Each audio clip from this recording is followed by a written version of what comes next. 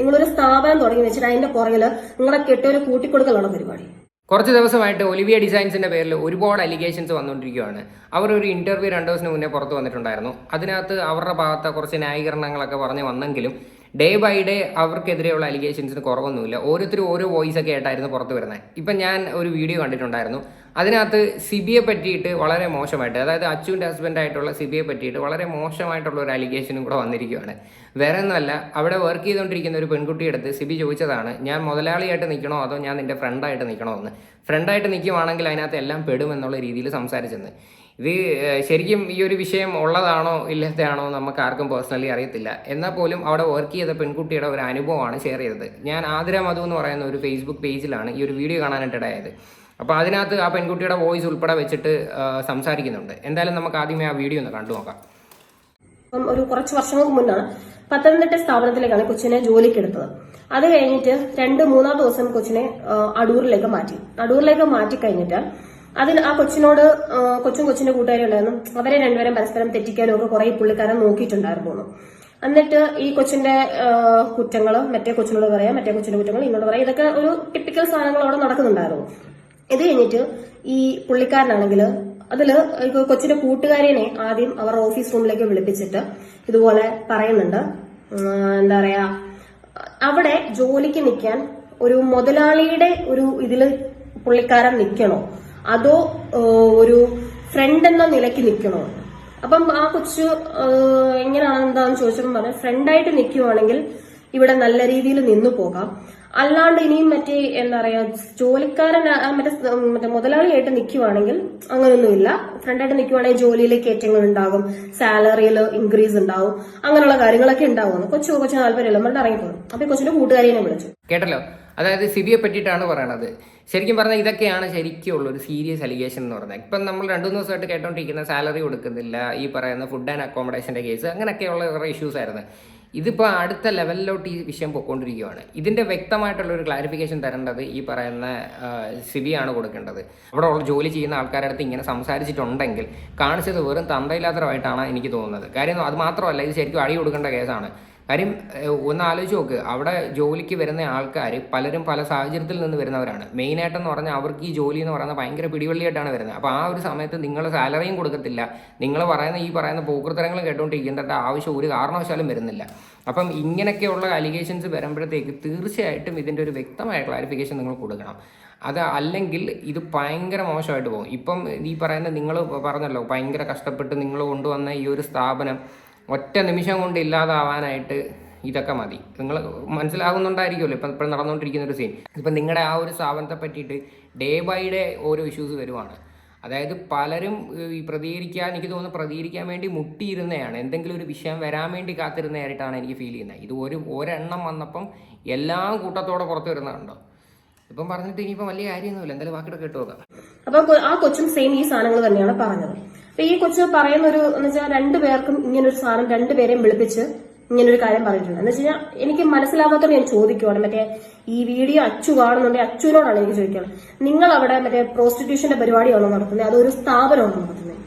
ഒരു മാന്യത എന്ന് പറയുന്ന ഒരു സാധനം വേണം. നിങ്ങളൊരു സ്ഥാപനം തുടങ്ങി വെച്ചിട്ട് അതിന്റെ പുറകിൽ നിങ്ങളെ കെട്ടിയൊരു കൂട്ടിക്കൊടുക്കലാണോ പരിപാടി?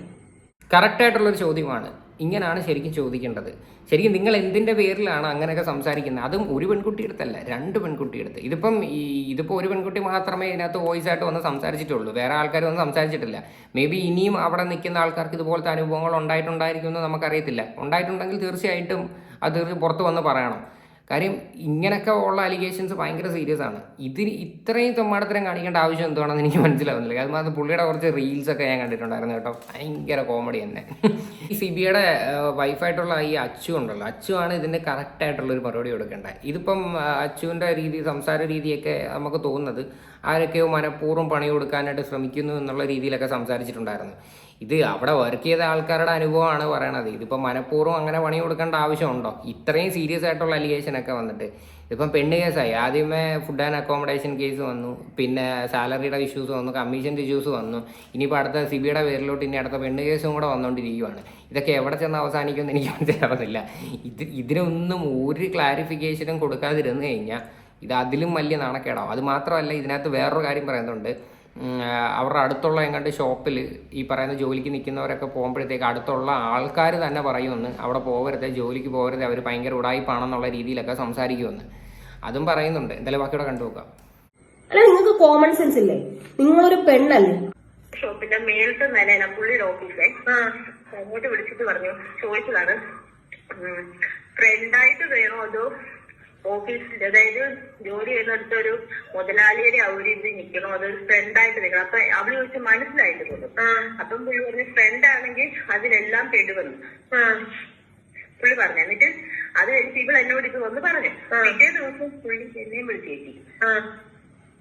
അത് ഞാൻ എന്നോട് പറഞ്ഞപ്പോ ഞാൻ പറഞ്ഞു ഇവിടുത്തെ മുതലാളിയായിട്ട് എങ്ങനെ നിൽക്കുന്നു അങ്ങനെ നിന്നാ മതി, ഞങ്ങൾ ഇവിടെ ജോലിക്ക് വന്നതാ, ഇതിന് വന്നു കണ്ടെന്ന് പറഞ്ഞു.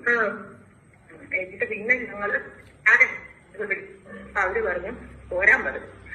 ഞങ്ങള് പുള്ളി ഒരു ചോദിച്ചിട്ട് വിടുവല്ല. അവസാനം വീട്ടിൽ നിന്ന് ഇന്ന ആള് ഹോസ്പിറ്റലാന്ന് പറഞ്ഞ് വിളിച്ചിട്ട് ഞങ്ങൾ ശമ്പളം ചെയ്ത് സാലറി തരത്തില്ല. ഇവര് സാലറി തരുവല്ല, എന്തെന്ന് പറഞ്ഞാലും സാലറി തരുവല്ല. അതായത് ഫ്രണ്ട് ആണെങ്കിൽ അതിനകത്ത് എല്ലാം പെടുമെന്ന്. എന്താണ് ഈ എല്ലാം പെടുമെന്ന്, എന്താണ് ഉദ്ദേശിക്കുന്നത്? ശരിക്കും പറഞ്ഞാൽ ആ സമയത്ത് തന്നെ ഈ പറയുന്ന സിബിയുടെ ചെവുകുറ്റി അടിച്ച് പൊട്ടിച്ചിട്ട് അവിടെ നിന്ന് ഇറങ്ങി പോകണമായിരുന്നു. അതായിരുന്നു വേണ്ടത്. ഇതിപ്പോൾ ഇത്രയും നാൾ കഴിഞ്ഞിട്ട് ഇങ്ങനെ വന്നിരുന്ന് പറഞ്ഞതിനകത്ത് എനിക്ക് വലിയ അർത്ഥമായിട്ട് എനിക്ക് ഫീൽ ചെയ്യുന്നില്ല. പക്ഷേ ഇതൊക്കെ ആ സമയത്ത് ഇതൊക്കെ ശരിക്കും പറഞ്ഞാൽ ചോദ്യം ചെയ്യണമായിരുന്നു. അത് മാത്രമല്ല അന്ന് ഇതൊക്കെ ഈ പറയുന്ന മീഡിയസിലോ കാര്യങ്ങളിലോ പോലീസ് സ്റ്റേഷനിലൊക്കെ ഇതൊക്കെ ശരിക്കും കംപ്ലൈൻറ്റ് കൊടുക്കാവുന്ന കേസായിരുന്നു ഇതൊക്കെ. അന്നൊന്നും ചെയ്യാതെ ഇങ്ങനെയൊക്കെ ഇപ്പം വന്നിരുന്ന് പറയുമ്പോഴത്തേക്ക് മേ ബി അവരുടെയൊക്കെ സാഹചര്യം കൊണ്ടായിരിക്കും. പറഞ്ഞില്ലേ, കാര്യം ഒരുപാട് ആൾക്കാർ പൈസയ്ക്ക് വേണ്ടി സ്ട്രഗിൾ ചെയ്ത് അവിടെ ജോലി ചെയ്യുവാണ്. അപ്പോൾ അവർക്കൊക്കെ എങ്ങനെയെങ്കിലും കുറച്ച് പൈസ കിട്ടണം എന്നുള്ള ഒരു ഉദ്ദേശമാണ്. അത് പൈസയും കൊടുക്കത്തില്ല. അതാണ് ഇതിനകത്ത് ഏറ്റവും വലിയ കോമഡി. ഇതിനകത്ത് ആ പെൺകുട്ടി പറയുന്നുണ്ട് 10,000 രൂപയായിരുന്നു അങ്ങാണ്ട് സാലറി, അതുപോലും കൃത്യമായിട്ട് കൊടുക്കത്തില്ല എന്ന്. എന്നിട്ട് ഇവർ എന്തോന്നടേ, ഇത് വീട്ടിൽ ഭയങ്കര ലെക്സസും ഒക്കെ ആണല്ലോ വണ്ടിയൊക്കെ കിടക്കണത്. അപ്പോൾ അത്യാവശ്യം നല്ല പൈസ കയ്യിലുണ്ടല്ലേ, എന്നിട്ടാണ് ഇവർക്കെല്ലാം ജോലി ചെയ്യുന്നവർക്ക് എന്തുകൊണ്ട് ഒരു സാലറി കൊടുക്കാത്തത്? ഭയങ്കര കോമഡിയാണ് കേട്ടോ. എന്തായാലും ബാക്കി ഇവിടെ കാണാം. ഒരു മാസം പണിയെടുക്കട്ടെ തരുവല്ല. പിന്നെ എമർജൻസി കേസ് പറഞ്ഞ് വിളിച്ചു പറഞ്ഞു ഞാൻ അവിടുന്ന് അങ്ങനെ ശമ്പളവും മേടിച്ച് 6,000 രൂപയും മേടിച്ച് ഞാൻ പോകുന്നു. ഒരു മാസം ജോലി ചെയ്തു 10,000 പറഞ്ഞെടുത്ത്. ഇത് അവിടെ ജോലി ചെയ്ത ഒരു പെൺകൊച്ചിന് ഉണ്ടായ അനുഭവമാണ്.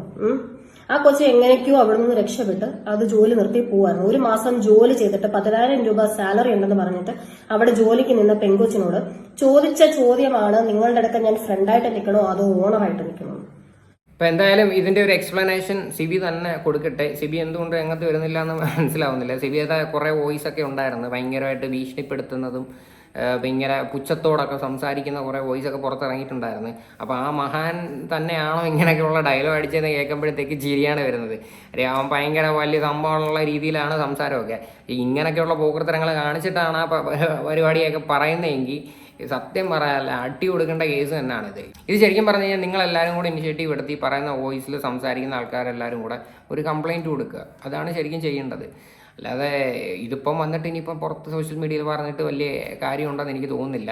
ഇതിനി കണ്ടിന്യൂസ്ലി ഇതിനിങ്ങനെ പൊക്കോണ്ടിരിക്കുമെന്ന് എനിക്ക് തോന്നുന്നില്ല. കാര്യം അടുത്തൊരു ടോപ്പിക്ക് വരുമ്പോഴത്തേക്ക് സ്വാഭാവികമായിട്ടും എല്ലാവരും അതിൻ്റെ പുറയിലോട്ട് പോകും. ഇതിനിപ്പം കുറച്ച് ദിവസത്തേക്ക് ഇതിൻ്റെ പുറയിൽ ഇങ്ങനെ നടക്കും. ഈ വിഷയം എങ്ങനെയെങ്കിലും കോംപ്രമൈസ് ചെയ്യാനായിട്ട് ഓടി നടക്കുന്നതായിട്ടാണ് എനിക്ക് ഫീൽ ചെയ്യുന്നത്. അവർ സ്വന്തമായിട്ട് ഭയങ്കര രീതിയിൽ വെളുപ്പിക്കാനും ശ്രമിക്കുന്നുണ്ട്. എന്തായാലും ഇതിനൊക്കെ കുറിച്ചിട്ടുള്ള നിങ്ങളുടെയൊക്കെ അഭിപ്രായങ്ങൾ നിങ്ങൾ തീർച്ചയായിട്ടും കമൻറ്റ് ചെയ്യുക.